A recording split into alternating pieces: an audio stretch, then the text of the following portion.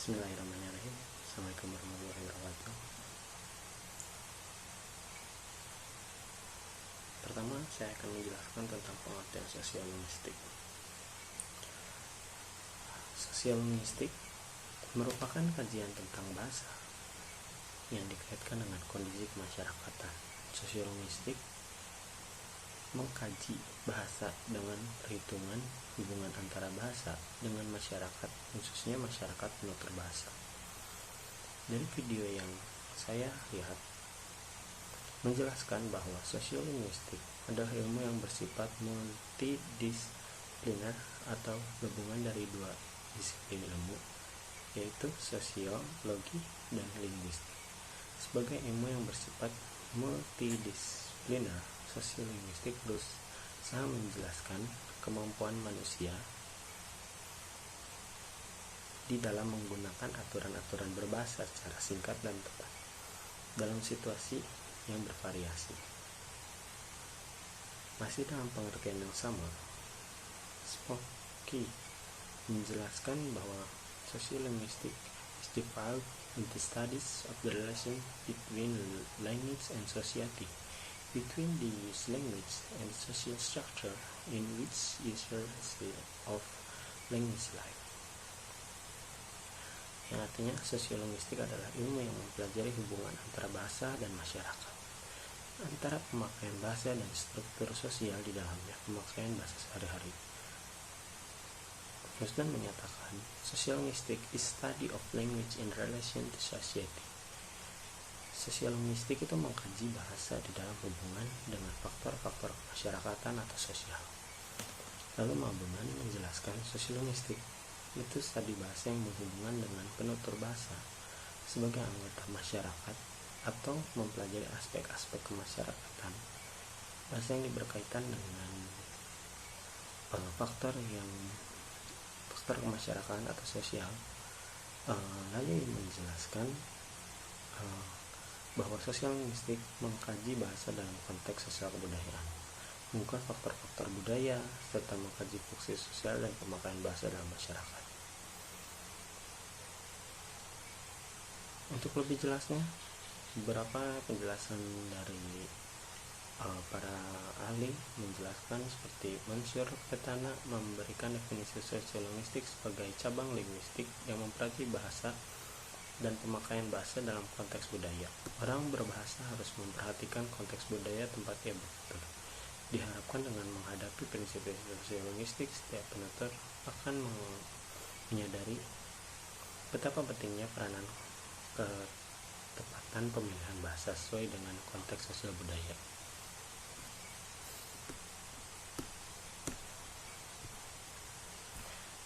Lalu Nababan menjelaskan, sosiolinguistik merupakan pengkajian bahasa dalam masyarakat.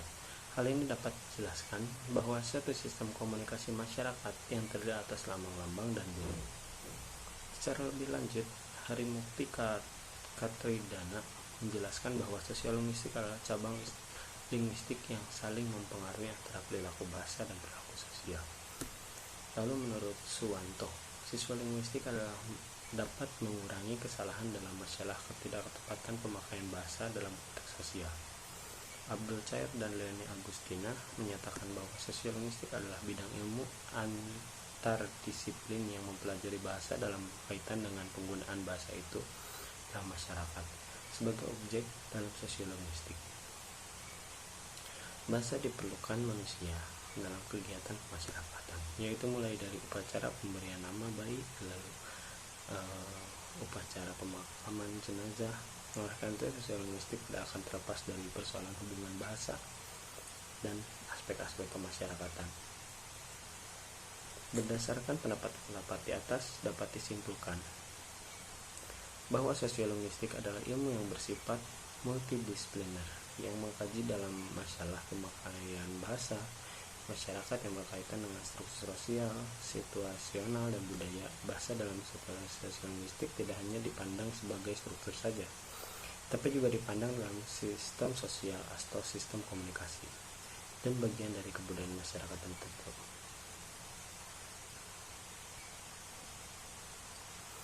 Penelitian bahasa dengan tinjauan sosiolinguistik senantiasa memperhitungkan bagaimana pemakaian di dalam masyarakat yang dipengaruhi oleh faktor-faktor sosial tertentu. Faktor sosial antara lain adalah status sosial, tingkat pendidikan, umur, tingkat ekonomi, agama, jenis kelamin, dan lainnya. Selain itu, bentuk bahasa juga dipengaruhi oleh faktor situasional, misal siapa yang berbicara, bagaimana bahasanya, pada siapa, di mana, kapan, mengenai masalahnya. Keadaan sosial linguistik di Indonesia.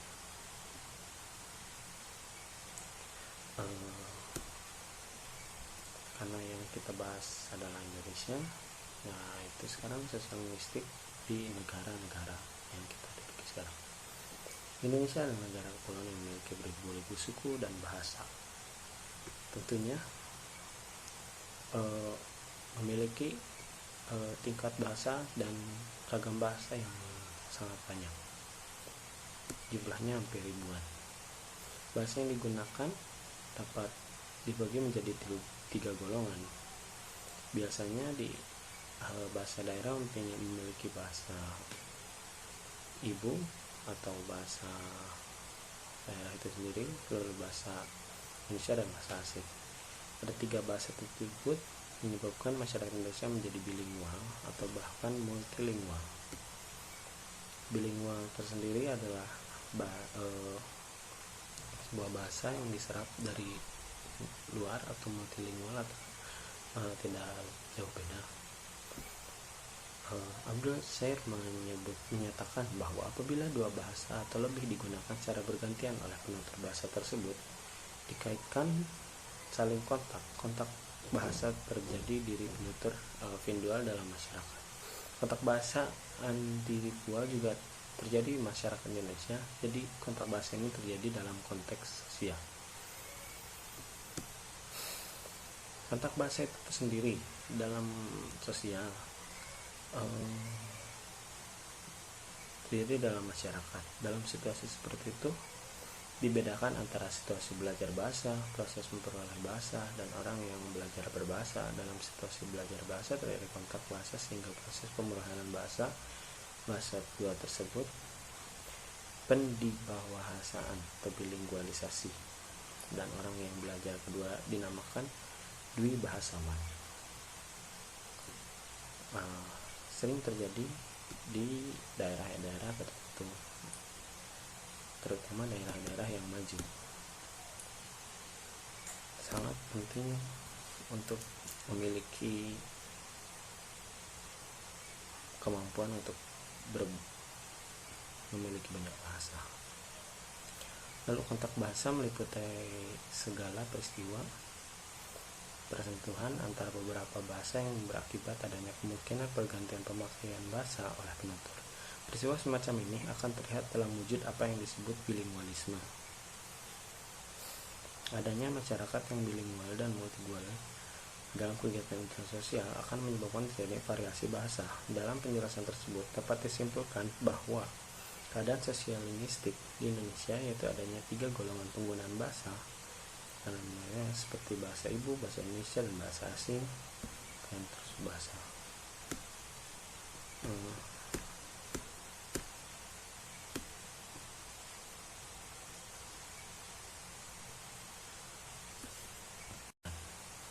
Bahasa yang digunakan dapat dibagi menjadi 3 golongan. Biasanya di bahasa daerah memiliki bahasa ibu atau bahasa daerah itu sendiri, lalu bahasa Indonesia dan bahasa asing. Ada 3 bahasa tersebut menyebabkan masyarakat Indonesia menjadi bilingual atau bahkan multilingual. Bilingual tersendiri adalah sebuah bahasa yang diserap dari luar, atau multilingual atau tidak jauh beda. Abdul Shair menyatakan bahwa apabila 2 bahasa atau lebih digunakan secara bergantian oleh penutur bahasa tersebut, dikaitkan saling kontak bahasa terjadi diri penutur vindual dalam masyarakat. Kontak bahasa individual juga terjadi di masyarakat Indonesia, jadi kontak bahasa ini terjadi dalam konteks sosial. Kontak bahasa itu sendiri dalam sosial diri dalam masyarakat. Dalam situasi seperti itu dibedakan antara situasi belajar bahasa, proses memperoleh bahasa, dan orang yang belajar berbahasa. Dalam situasi belajar bahasa terjadi kontak bahasa sehingga proses pemrograman bahasa kedua tersebut pendibahasaan atau bilingualisasi, dan orang yang belajar kedua dinamakan dwibahasawan. Sering terjadi di daerah-daerah tertentu, terutama daerah-daerah yang maju. Sangat penting untuk memiliki kemampuan untuk memiliki banyak bahasa.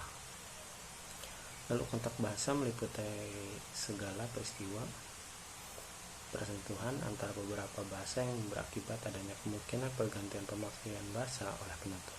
Peristiwa semacam ini akan terlihat dalam wujud apa yang disebut bilingualisme.